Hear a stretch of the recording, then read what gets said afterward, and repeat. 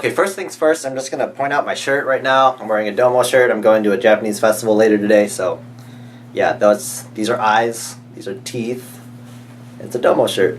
He's Japanese. So I just got back from the dentist's office, and it's a pediatric dentistry, so which means it's for kids and ages up. I've been going there since I was a kid, and so now that I'm going to college in about 3 weeks, I had to explain what I was going to do for college. And so they asked me what university I was going to. I told them, and they asked me what I was studying, and I told them that I was studying chemical engineering. And immediately they went, oh my God, oh wow, oh geez, oh man, I always hated people who took that, or something along those lines. And that, I don't know, I just thought that was really discouraging, to be honest, because I mean, when you say that you're doing something and it's difficult, you already know it's going to be difficult. I always hate how people make it seem harder than it is, or that it will be, or they remind you that it's going to be difficult. And I just always hated that, because like, if you're not interested, or if you didn't like chemistry in high school, if you didn't like learning chemistry in the first place, and you remind me that you don't like chemistry, that just discourages me from ever wanting to learn more or go more in depth with it. It's just not encouraging at all, in my opinion. I always hated when people did that. They're like, oh, it's so hard. Oh no, you're gonna have so much difficulty. So the dentist called over, what are they called? Like a hygienist. They called over a hygienist that studied chemistry in college, so she could tell me about her college experiences and what she did and how she liked it. She said to him that you either get it or you don't get it. And that sucked also. Like, I mean, I had a really tough time learning chemistry in high school, especially with AP Chemistry, especially last year, because there were topics towards the end that I didn't really understand fully. And on the AP test, I ended up scoring lower than I expected.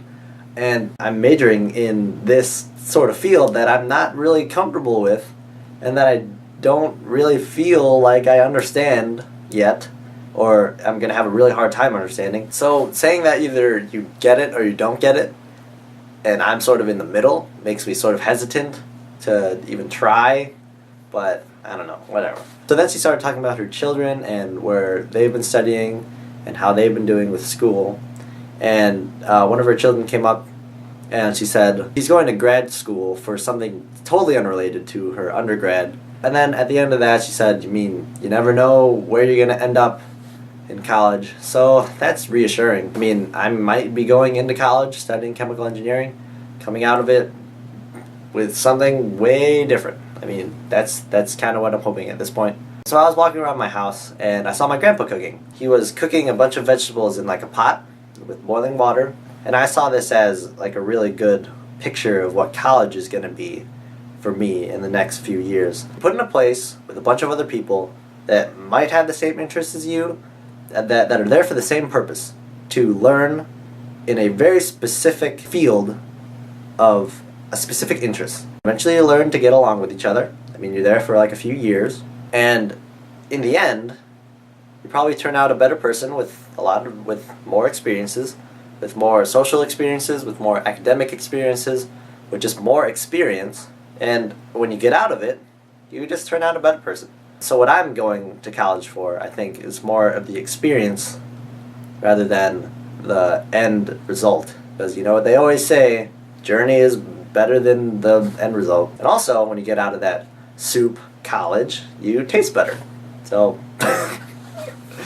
so yeah. Okay, there's that. Yep. That's going on the internet. Yep. So wait, one thing. If you look in the description, I'm linking you to a Tumblr post on my Tumblr about a dream I had. I'm making it part of a series called Dream Speak. It's sort of like Leet Speak, but with dreams. I had a dream about Smosh, about how I was Anthony Padilla, and yeah, so if you want to read that, it's kind of short, but yeah, it's in the description. Okay, bye. That was not the record button.